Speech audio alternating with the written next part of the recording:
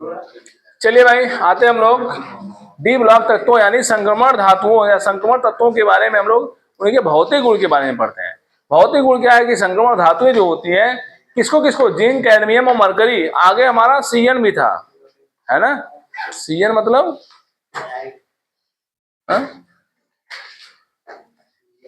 CN क्या है?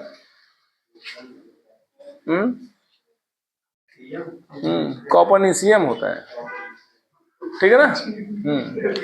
चलो देखो, खैर कैनाइन सॉरी कॉपर्निशियम लिखा नहीं जाता सीएन को, ये इसके बारे में नहीं जानकारी लेना है। जिंक, कैडमियम, मरकरी संक्रमण धातुएं जो होती है, सब लोग ध्यान से देखो। अब मसले मार तुरंत कीजिए ध्यान से। संक्रमण धातुएं जिंक, कैडमियम, मरकरी को छोड़कर, किसको किसको छोड़कर, जो लास्ट में पड़े हैं। लास्ट में कौन था? 3D श्रेणी में जिंक है, उसके बाद कौन है? 4D वाले में CD है, और फिर क्या था? मरकरी था, फिर क्या था? CN था। इन लोगों को अगर छोड़ दिया जाए तो सभी की सभी धातुएं अति कठोर होती हैं। क्या होती हैं? अति कठोर होती हैं तथा अल्पवाष्पशील होती हैं। अल्पवाष्पशील का मतलब क्या समझ रहे हैं? कि अगर इनको आप गर्म करोगे तो यह वाष्पित नहीं होंगे। जैसे आप पानी को गर्म करते हो, अगर पानी को गर्म करते हो तो पानी खत्म भी हो जाएगा, समय ऐसा आएगा, उड़ जाएगा, पूरा वाष्पशील हो जाएगा, क्योंकि पानी अत्यधिक वाष्पशील है। पानी अत्यधिक क्या है? वाष्पशील है। लेकिन धातुएं जो होती है उनको आप अगर पिघलाओगे, जैसे कि कोई सुनार सोने को पिघला रहा है तो क्या होगा? गर्म कर रहा होगा, तो गर्म करने पर सोना उड़ने वाला नहीं है। नहीं तो गर्म कर क्या खत्म, हमारा सोना क्या हो जाता है? खत्म हो जाता है। इसलिए यह क्या है? अल्प वाष्पशील है, यानी ये लगभग लगभग क्या होता है? यह वाष्पित नहीं होता। इनके गलनांक और क्वथनांक क्या होते हैं? उच्च होते हैं। गलनांक किसे कहते हैं? गलनांक किसे कहते हैं कि कोई भी वस्तु जिस ताप पर पिघलना शुरू हो जाए उसको गलनांक कहते हैं। कोई भी वस्तु जिस ताप पर पिघलना शुरू हो जाए उसको क्या कहते हैं? गलनांक कहते हैं। और कोई भी वस्तु जिस ताप पर उबलना शुरू हो जाए उसको क्वथनांक कहते हैं। कहाँ गया? यहाँ है। गलनांक क्वथनांक दोनों लिखा है। गलनांक का मतलब जिस पर कोई चीज पिघलना शुरू हो जाए। अब मान लो कि हमारे पास लोहा है, अगर हम लोहे को पिघलाना चाहें तो हमको बहुत अधिक ताप देना पड़ेगा। आप लोग देखे होंगे भट्टी में लोग डाल करके उसको लगातार हवा वगैरह देते हैं, तब जाके धातुएं लाल होती हैं। क्या होती हैं? लाल होती हैं। अगर हमको उसको पिघलाना है तो हमें क्या करना पड़ेगा? अत्यधिक ताप देना पड़ेगा, ठीक। और क्वथनांक भी, अगर हमें उसको उबालना है, जैसे आप यहाँ देखे होंगे घर कबाड़ी वबाड़ी जो आते हैं वो हमारे घर से खराब लोहे वगैरह लेकर के जाते हैं, वो लोग क्या करते हैं? उसको पिघलाते हैं। और पिघलाने के लिए क्या चाहिए?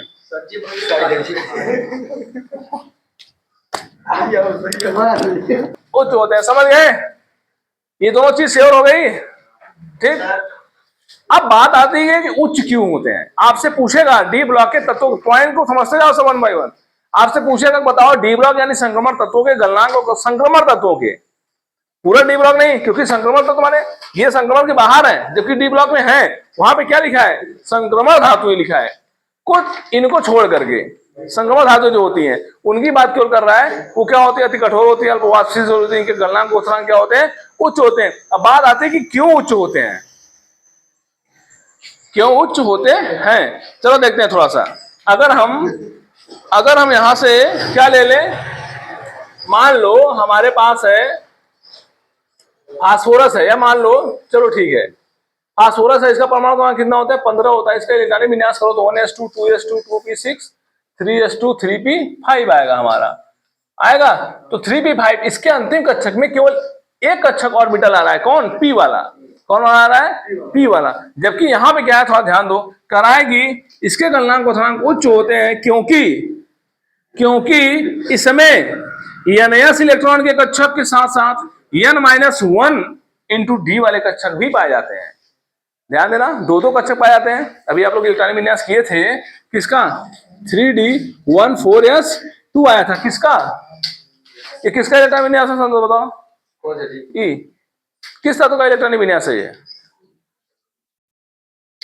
स्कैंडियम का। तुम बताने को जान रहे हैं ये किसका है? स्कैंडियम का इलेक्ट्रॉनिक विन्यास है। इलेक्ट्रॉनिक विन्यास जब हम लोग कर रहे थे तो यहाँ पे हमारे पास 4s वाला भी कक्षक है और 3d वाला भी कक्षक है, और दोनों कक्षक होने के कारण ये क्या होते हैं? इनके गलनांक और क्वथनांक अत्यधिक उच्च होते हैं। और गलनांक क्वथनांक उच्च होते हैं, साथ ही साथ आपसे पूछेगा धातुएं इतनी कठोर क्यों होती है, तो भी आपको बताना है कि NS कक्षक NAS कक्षक यानी NAS इलेक्ट्रॉन वाला कक्षक और साथ ही साथ N-1D दोनों पाए जाने के कारण हमारे धातुएं अत्यधिक कठोर होती हैं।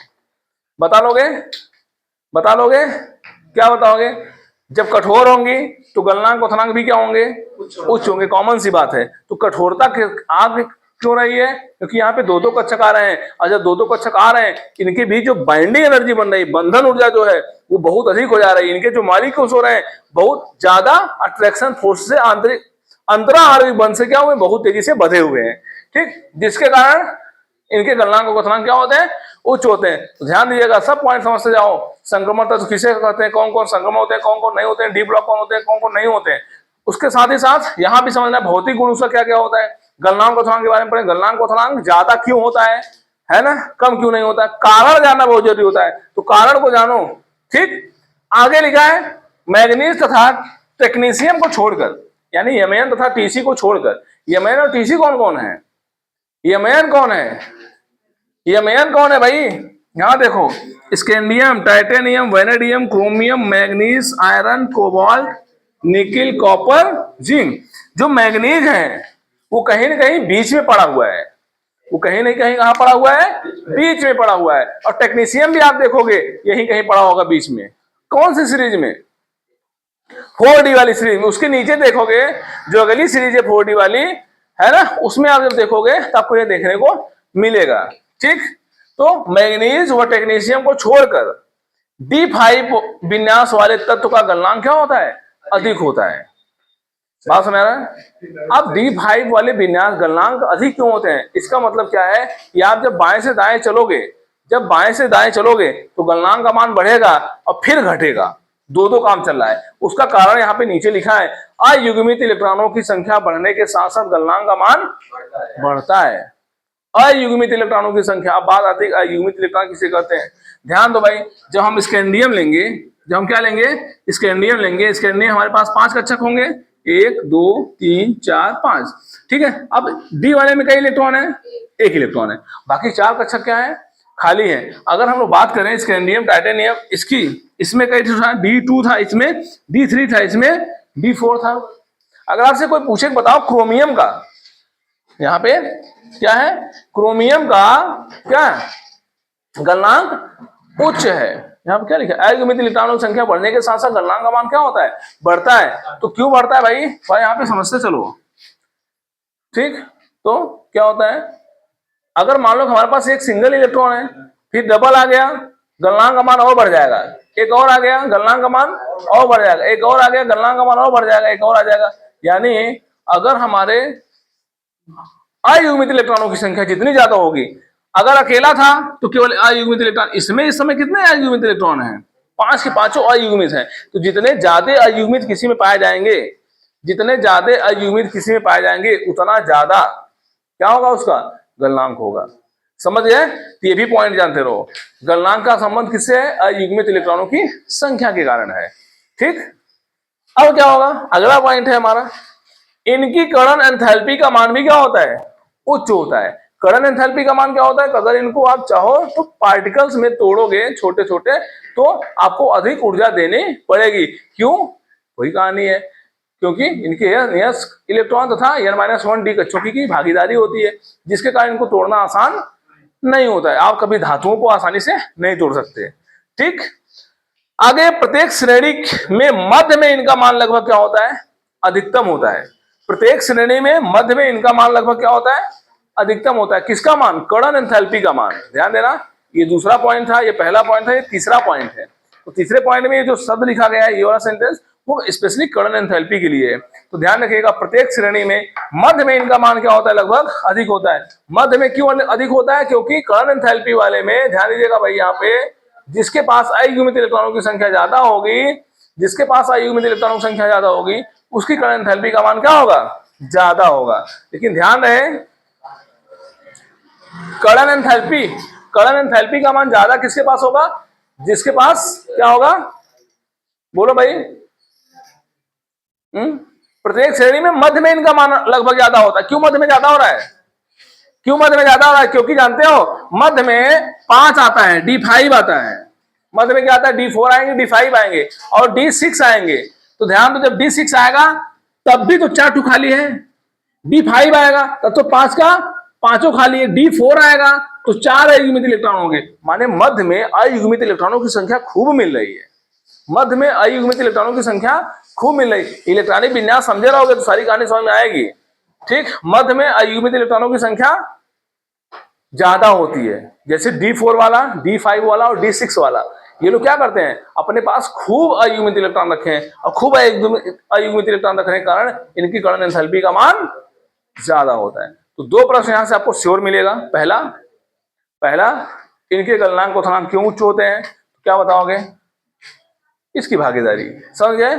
दूसरा आपसे पूछेगा कि कर्ण एंथैल्पी किसकी ज्यादा होती है, किसकी कम होती है। जैसे कोई तत्व दे दिया, घटते बढ़ते क्रम में दे दिया, तमाम चीज देगा, तो ध्यान रखिएगा शुरू में गलनांक का मान बढ़ता है, फिर धीरे धीरे घटता है। अभी मैं आपको ग्राफ दिखाऊं, थोड़ा सा ध्यान दीजिएगा। यहाँ पे ग्राफ बने हुए हैं, पढ़ाई को एकदम सही से करो सब लोग। देखो यहाँ पे देखो, अगर हम बात करें अपने स्कैंडियम वाले ग्रुप की, यानी 3D श्रेणी की, जो नीचे वाला सबसे श्रेणी दिख रहा है वो नीचे वाला है। देखो पहले टाइटेनियम, वैनेडियम, क्रोमियम तक बढ़ा है, फिर मैग्नीज वाला घट गया है। मैग्नीज वाला क्या किया है, घट गया है। यहाँ पे देखो लिखा है मैग्नीज तथा टेक्नीशियम को छोड़कर D5 विन्यास वाले तत्वों का गलनांक अधिक होता है। यानी इनका गलनांक क्या हो जाएगा, घट जाएगा। किसका, मैग्नीज का और टेक्नीशियम का, इन दोनों का क्या होगा, गलनांक घट जाता है। तो आप देख पा रहे इस ग्राफ में, पहले ग्राफ हमारा चढ़ा है, फिर मैग्नीज तक खड़ाक से घट गया है, और मैग्नीज तक घटने के बाद फिर ग्राफ हमारा बढ़ना शुरू हुआ है। इस तरीके से क्या देखने को मिलेगा कि आप शुरू से लेकर के अंत तक अगर देखा जाए तो स्कैंडियम से लेकर के आगे तक हमारा बढ़ता जाएगा, लेकिन फिर मैग्नीज जब पहुंचेगा तो वहां क्या होगा, गलनांक घट जाएगा, और फिर क्या होगा, बढ़ना शुरू होगा। मैग्नीज ध्यान देना बहुत एक्सेप्शन प्रदर्शित करता है, बहुत अपवाद इसके प्रदर्शित होते हैं।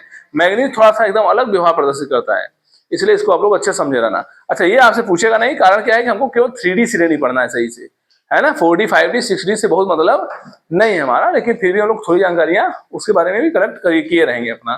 ठीक, अब कर्ण एंथैल्पी पूछे, गलनांक क्वथनांक समझ गए। अब आपसे कर्ण एंथैल्पी पूछेगा, कर्ण एंथैल्पी का मान क्या होता है बताओगे, बहुत उच्च होता है। कारण बताओगे, तो कारण क्या बताओगे, बोलो यार, कारण क्या बताओगे, अयुग्मित इलेक्ट्रॉनों की संख्या अधिक होना। जितना ज्यादा अयुग्मित इलेक्ट्रॉन होंगे उतना ज्यादा कर्ण एंथैल्पी का मान ज्यादा होगा। समझ आ गई कहानी, ठीक है। अब कोई पूछेगा गलनांक क्वथनांक बता लोगे, उच्च तो होता है, सब जानते हैं। क्यों उच्च होता है, NS कक्षक और N-1 D कक्षक की उपस्थिति के कारण। अब इसमें कोई आपको दिक्कत नहीं होनी चाहिए।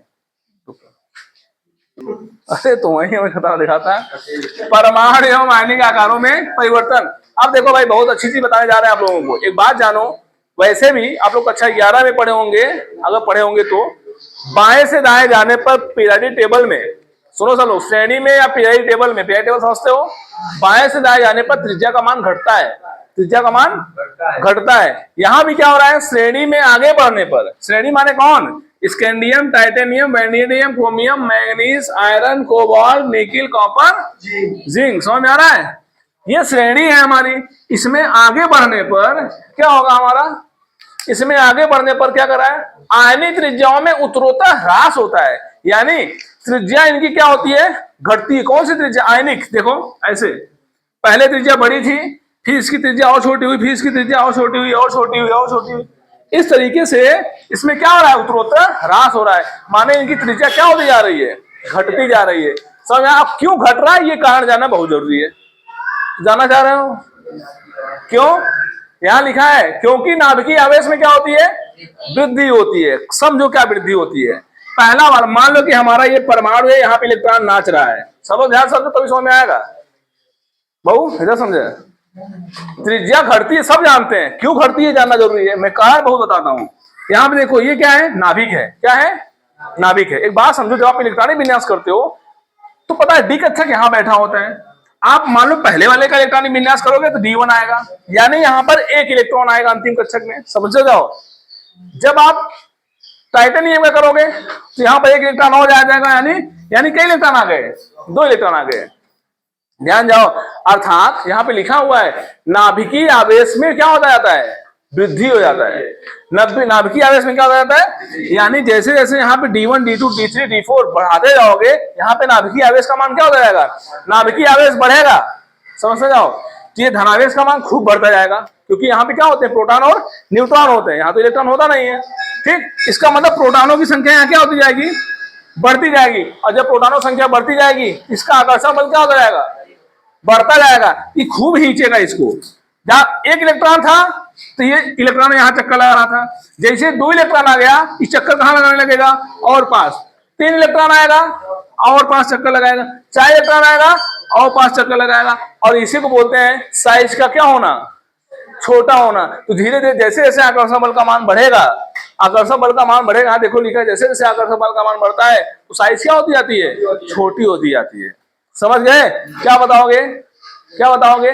डी कक्षक में जब हम लोग इलेक्ट्रॉन भरते जाते हैं, डी कक्षक में जैसे जैसे नंबर ऑफ इलेक्ट्रॉन बढ़ता है, डी कक्षक में जैसे जैसे नंबर ऑफ इलेक्ट्रॉन बढ़ता है, वैसे वैसे नाभिक के बीच और इलेक्ट्रॉन के बीच आकर्षण बल का मान बढ़ता जाता है। और आकर्षण बल का मान अधिक होने के कारण साइज छोटी होती जाती है, इसीलिए उत्तरोत्तर ह्रास होता है। समझ में आया, पक्का हो गया। इसको इतना पढ़ना, फिर आगे हम पढ़ देते हैं।